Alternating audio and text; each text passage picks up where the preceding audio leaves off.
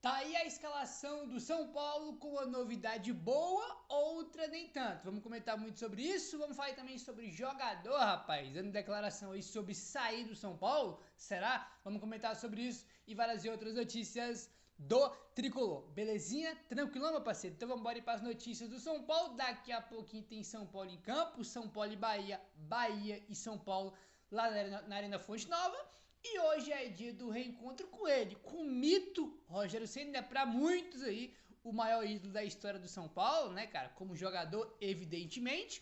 E sempre quando a gente enfrenta o Rogério Ceni, rapaziada, aí, sempre, né? Pelo menos a história diz isso, ele sempre se dá muito bem, entendeu?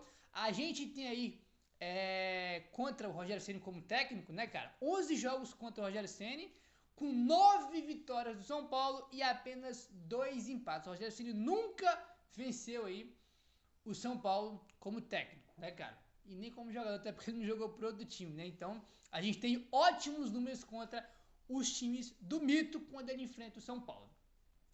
O São Paulo, inclusive, venceu os 3 jogos que disputou contra o Bahia desde que o Rogério Ceni assumiu o clube, né? Então, a gente enfrentou ele por Flamengo, Fortaleza e também o Bahia, né? O Bahia, que é o time que a gente vai enfrentar hoje, são 3 jogos e 3 vitórias pelo São Paulo. Isso aqui é curioso porque, olha só, quando ele era técnico do Fortaleza, ele enfrentou o São Paulo aqui, ó. 5 jogos, tá? Do Fortaleza do Ceni contra o São Paulo. Foram 3 vitórias do São Paulo e os outros 2 jogos foram empates, né? Eu não tenho certeza, mas esses 2 jogos aqui que foram empate foi da Copa do Brasil de 2020, né? Não tá aqui os jogos detalhados, mas se não me engano, foi da Copa do Brasil de 2020, São Paulo passou. Foi 2-2 um jogo e 3-3 o outro, entendeu? 2-2, se não me engano, foi no Morumbis, né? O São Paulo se classifica.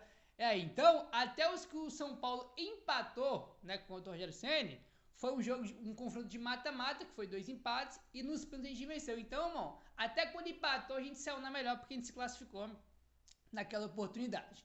Contra o Flamengo, que foi outro time que ele enfrentou, que ele tava quando enfrentou o São Paulo, né? Flamengo são 3 jogos, com 3 jogos, 3 vitórias do São Paulo, entendeu?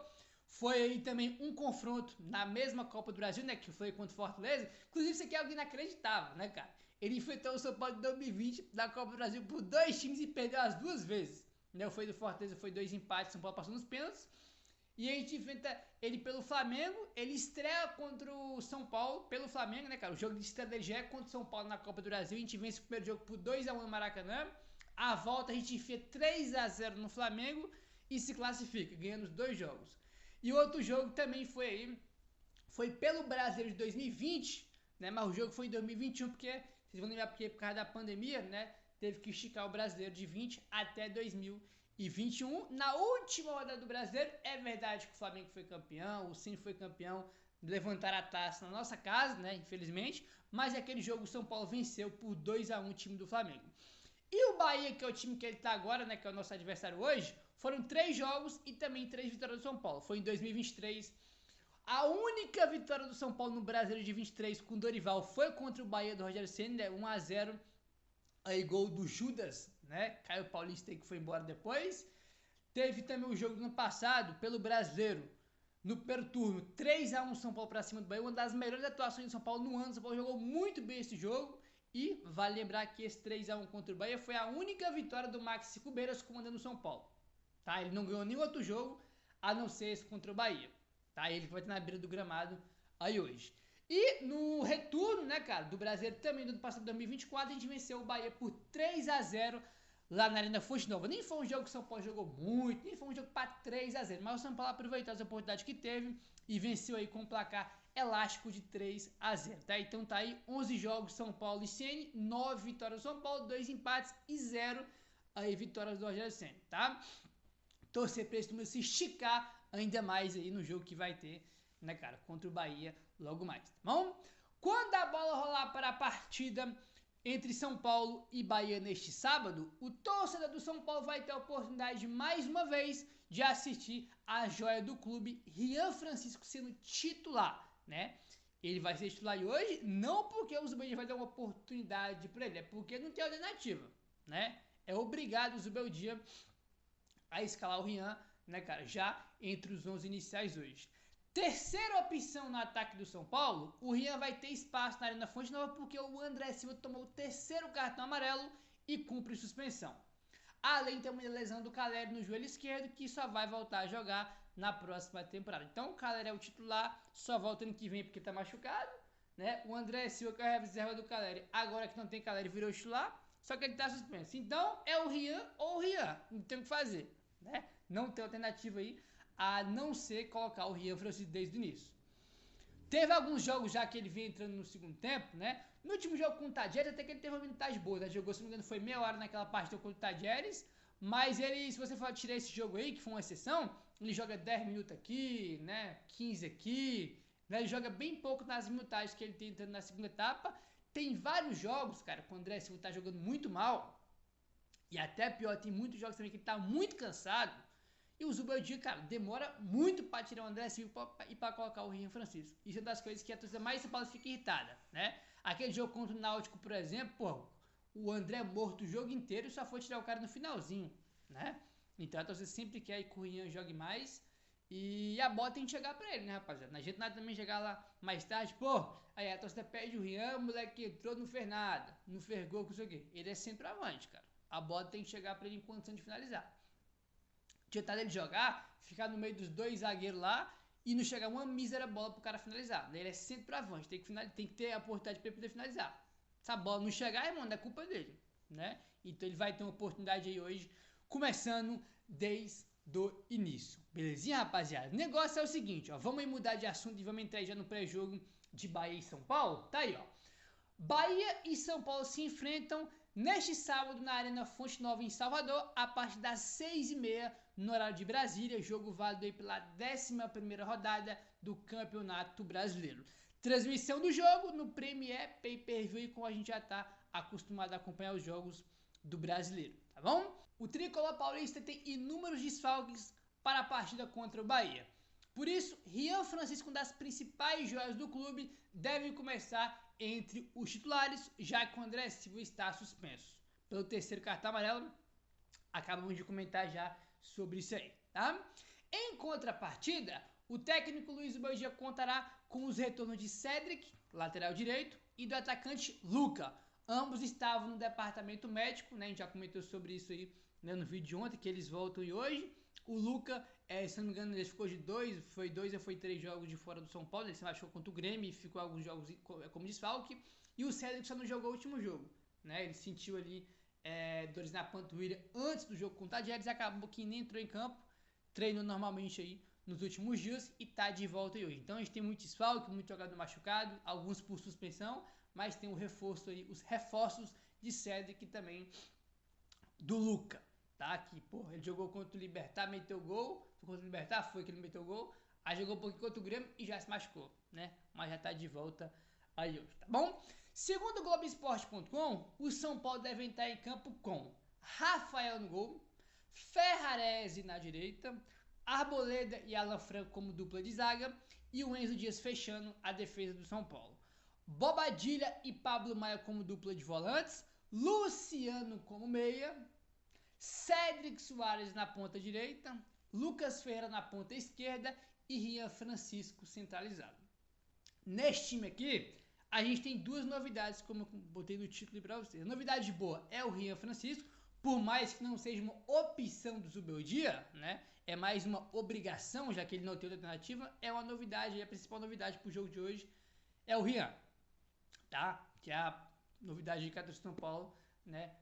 Gosta muito, que é quando vê o garoto ganhando mais minutos. E a outra, nem tanto que eu falo, é o Cedric de ponta, entendeu? Por quê? Eu já não gosto do Cedric fora de ponta em nenhum cenário, tá? Em nenhum cenário eu gosto de ver o Cedric aí como ponta do São Paulo, e tenho certeza que vem nos comentários, os torcedores falar, a maioria também não gosta dele como ponta. A minha questão principal é você ver o adversário, tá?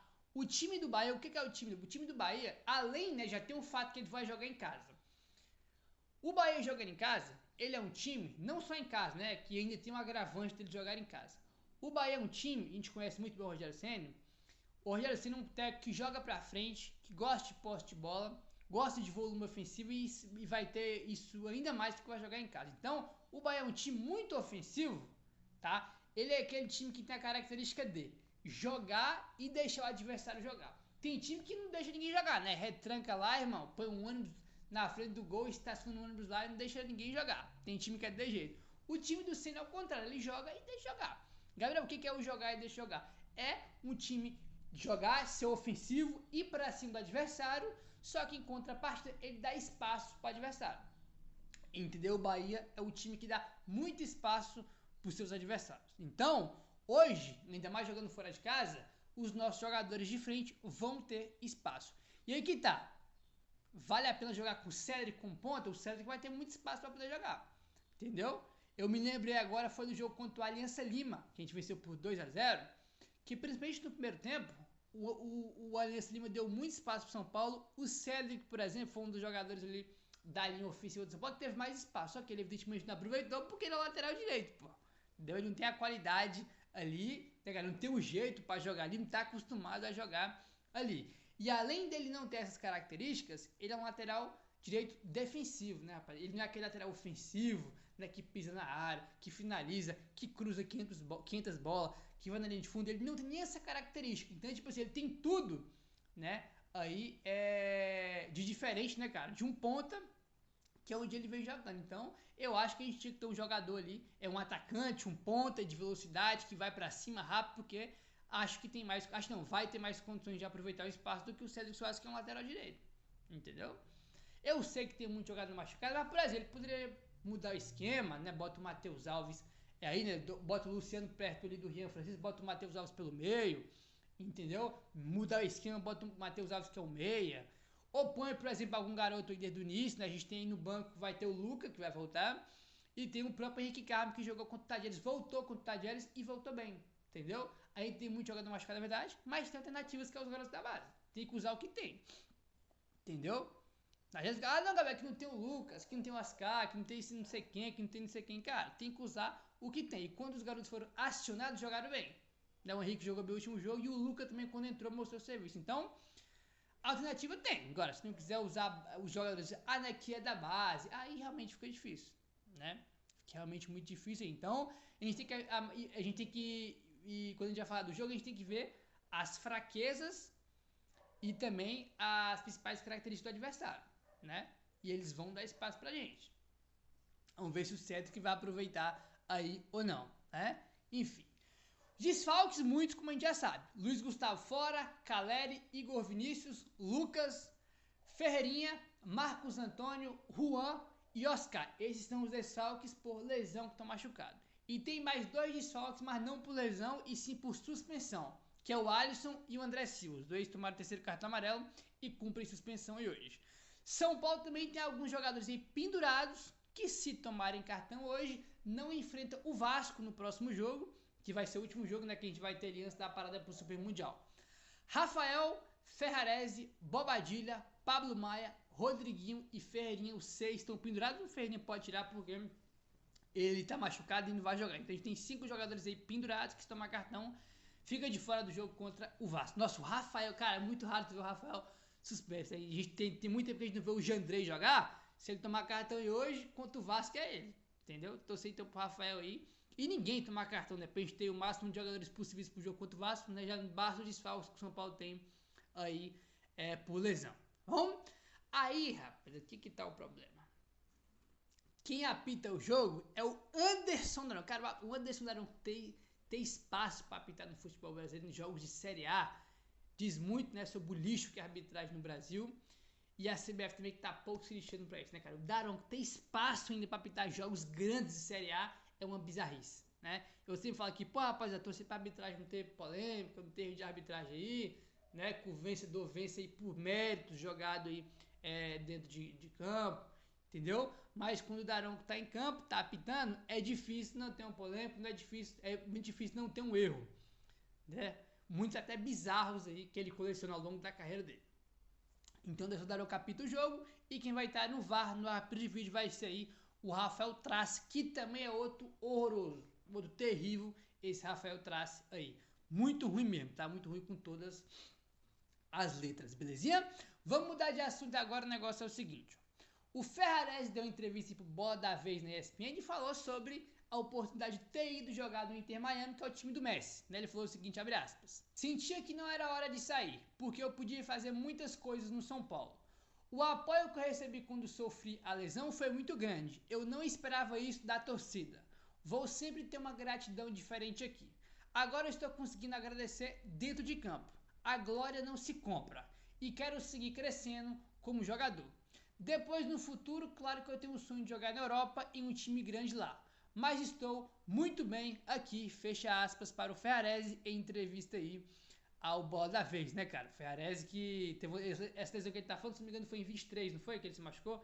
Que ele se machucou contra o Palmeiras, aí o contrato dele de empréstimo tava acabando, a gente sabia se ele voltar a jogar pelo São Paulo, né? Ele tava por empréstimo naquele período, depois o São Paulo aí compra, né, ele de forma definitiva, e agora, né, ele vem ganhando uma sequência aí, né, jogando como zagueiro, como lateral, e vem jogando bem, apesar daquela expulsão ridícula dele contra o Náutico, ele vem jogando muito bem, é um jogador aí seguro, eu gosto bastante aí dele. A gente já comentou aqui também no canal, não sei se foi ano passado, foi no começo desse ano com o Inter Miami, né, saiu informação que o Inter Miami tava aí atrás dele, né?